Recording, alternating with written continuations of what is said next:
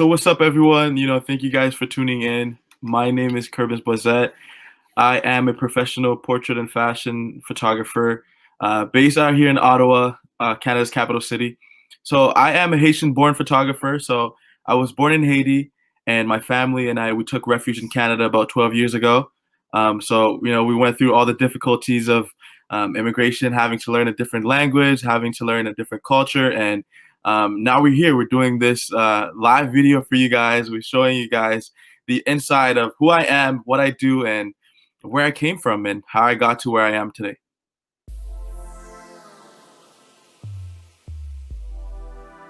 So my family and I, we left Haiti in 2007. I was about 8 years old. So I kind of was cultured in Haiti. I was raised in Haiti. I spoke the language. I went to school in Haiti, and for me, it was definitely like a challenging experience. But at the time, when you're a child, you don't really know the social economic difficulties that your parents might be struggling with, because you're just a child, and all they're doing is providing for you and putting food on your table, and you don't really notice that the country might be in an economic deficit in some ways. So I had a pretty normal childhood, I would say. I went to school. Both of my parents worked. I had siblings, and watched movies like everybody else. I had a pretty normal childhood when I was in Haiti. I never felt different, never felt out of place. Everyone was pretty equal. In my eyes as a child, when you're a child, you kind of see everything as black and white. So everything was, everything was pretty good when I was growing up. So never had any major difficulties, I would say. And I was cultured in Haiti.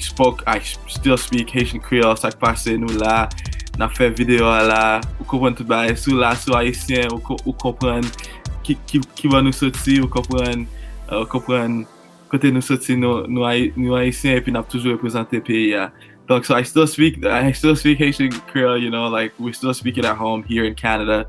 But my upbringing, my journey, being a Haitian Canadian, it really shapes who I am today.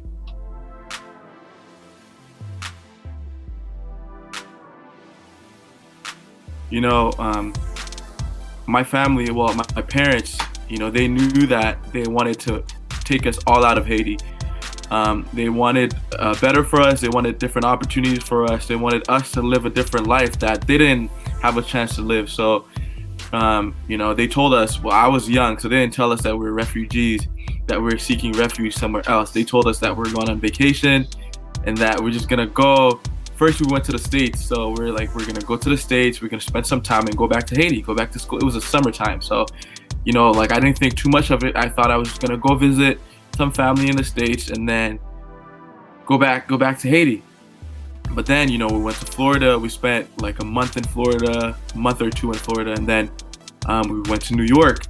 And then, rumor had it like that we weren't going to go back to Haiti. So I was crying, man. I was like, man, I don't want to stay here. I don't want to, I don't want to be in a different country. I don't want to have to learn all these new things. I want to go back home. I want to go back to my friends and to the life I used to live.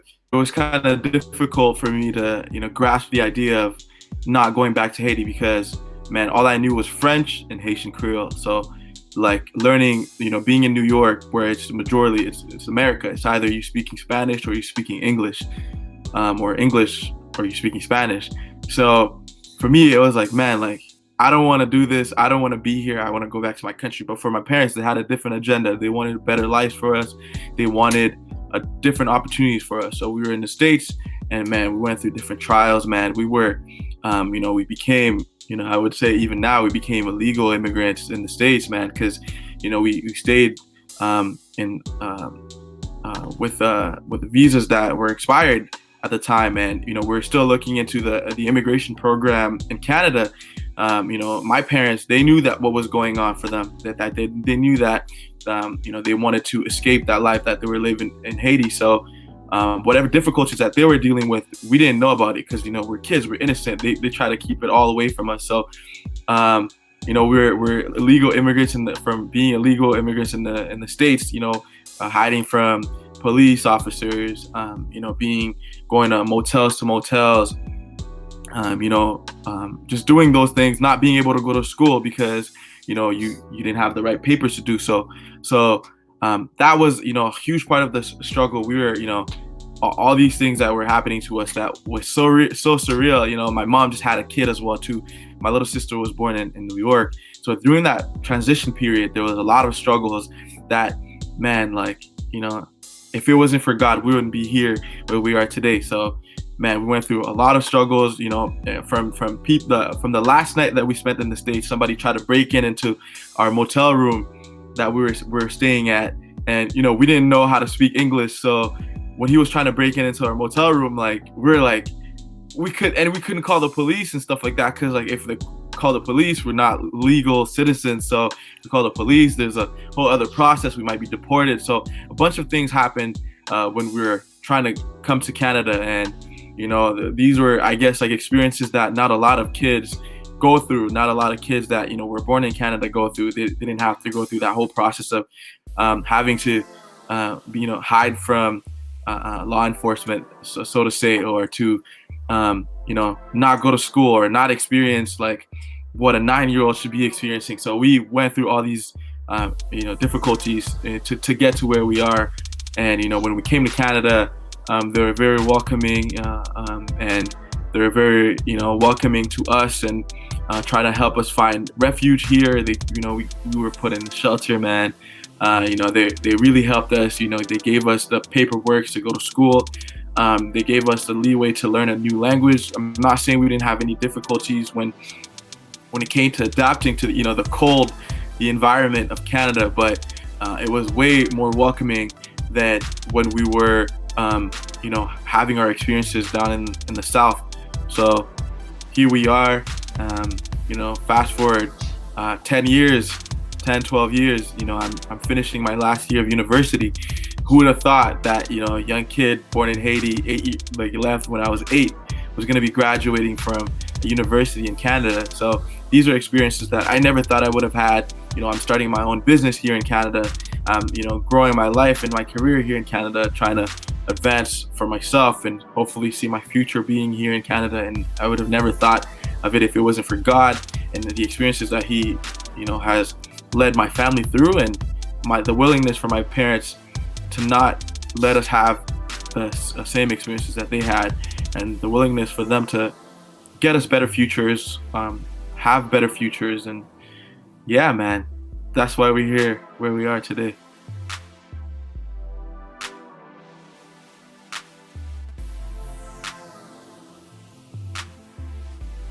So right now I'm studying media studies and communications at the University of Carleton.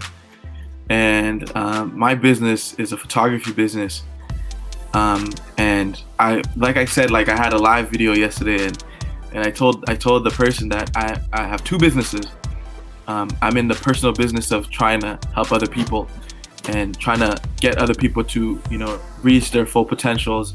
Trying to get other people to understand the power and the gift that God has blessed them with, whether they are restricting themselves or whether they are being restricted by financial, social pressures, economic pressures.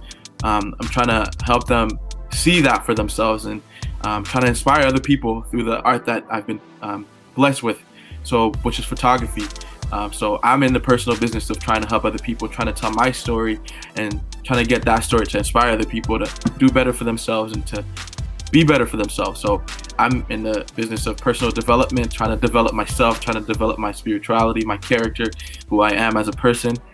And hopefully that can inspire other people to be who they are, what they want to do, and being the best versions of themselves.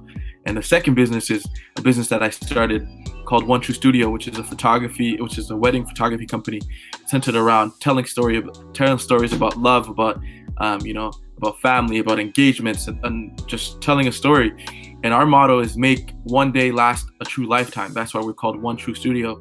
So we're in it for the authentic moments. We're in it for the authentic laughters of tears of joy, all these moments. So it's using my personal experiences to tell a story. I like to create meaningful work. I like to create meaningful photography, and I think what better way to tell a story than to, tell a story about that one moment that can never be duplicated. And I think it's our job to, One True Studio's job to capture those moments and to not let any of those moments slip away.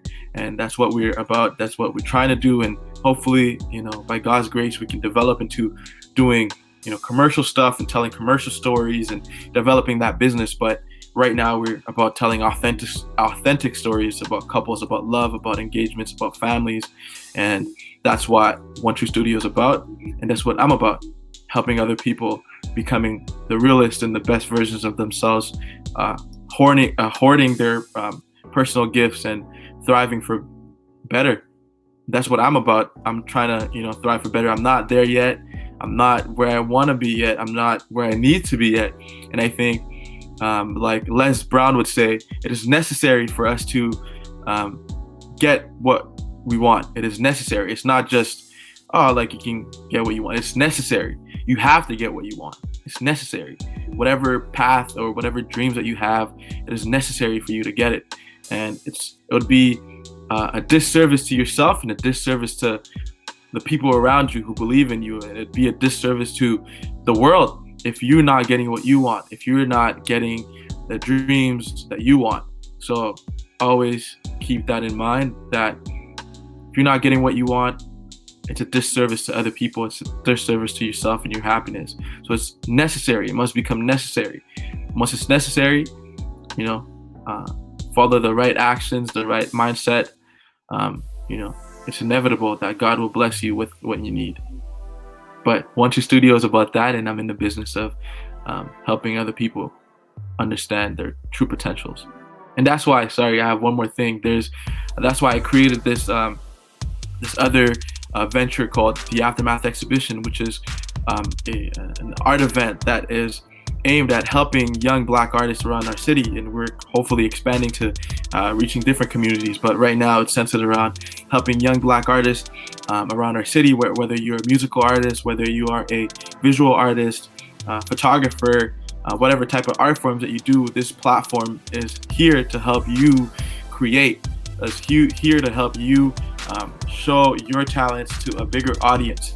Because a lot of people complain in the Ottawa-Gatineau area that there's too many rappers, or there's too many this, but you don't even know who they are. You say there's too many because of a stigma that there's a lot, but you don't even know who they are. You don't know what type of music that they do. You don't know, you don't know them personally. And that's what we do at the Aftermath Exhibition. We allow these artists to showcase their work to a different audience, because every year, man, by God's grace, we've been growing, man.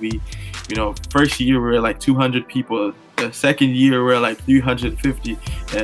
This year we had like 400, 500 people that came to our show, came to our event. So it was a blessing, man, to see that, there's a need and there's a want in this city for culture. And there's a lot of talented people in the city. And whether they know it or not, people want to hear them. People want them to showcase their work, and people want to be heard as well too.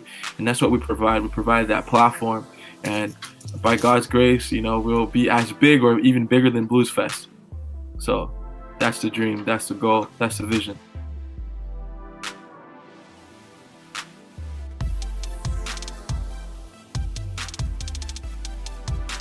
It's a good question, and for me, I think about that all the time, and it scares me because I feel like, like I said about being, it's necessary for you to achieve what you want, because when we're speaking about legacy, when you're on your deathbed, what do you want to be remembered as? What kind of impact do you want to have on people's lives? What kind of positive impacts? Because there's a whole lot of negative impacts that you can have, especially, with the circumstances that might not be in your favor.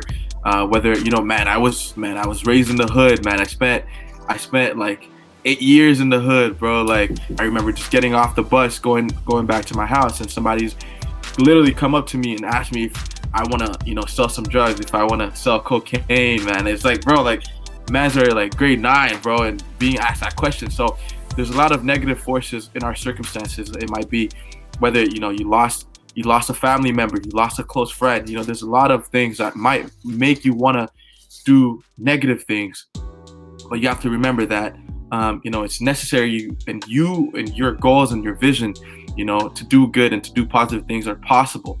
As long as you stay faithful and that you believe in your goals, you're going to be able to achieve it. So as for my legacy, I think about that all the time.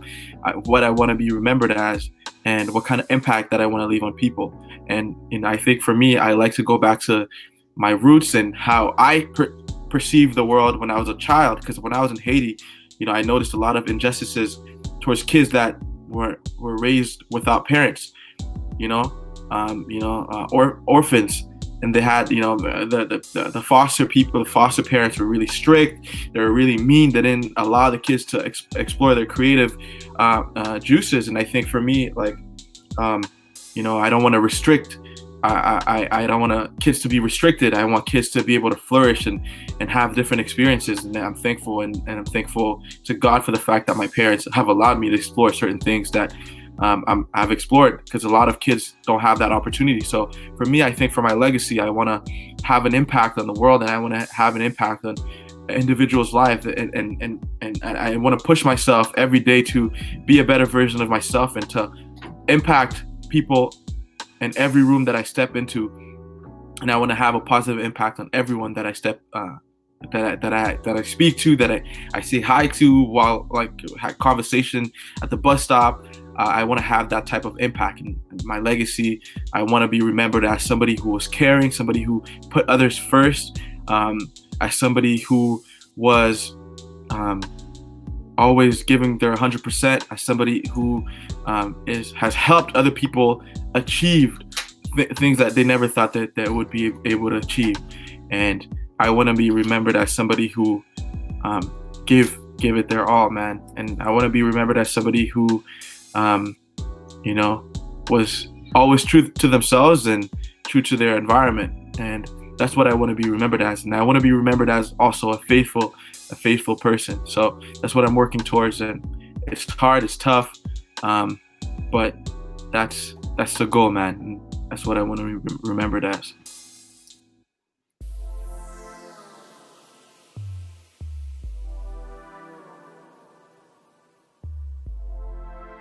Hey, yo, I gotta give shout outs to myself, man. Shout outs to everyone that's supporting me. Shout outs to everyone that are listening, watching this interview. And if you guys want to check me out, my name is Kerbens. I go by the real Kerbens on all social platforms. How you spell my name is Kerbens. So if you search up the real Kerbens, you're gonna find me, or just search up my name on Instagram, Twitter, Snapchat, YouTube. Go check out. I try to make weekly videos on my YouTube channel about photography, about being a student, creative, and how you can propel yourself further by just being a creative that has a lot of disadvantages, a lot of barriers in front of you, how you can overcome that. So that's what I'm working on. That's what I'm working towards. And I want to give a big shout out to my girl, Trisha. She's been helping me a lot. She's been supporting me a lot. I want to give a big shout out to my family for always being here. And I want to give a big shout out to my boy who's doing this a wonderful interview, who's doing a great job in his community, and who's trying to push himself further, and who's trying to make an impact and try to create his legacy. So big shout outs to you, man. Thank you for having me. I appreciate you, and I appreciate everything that you do for this community.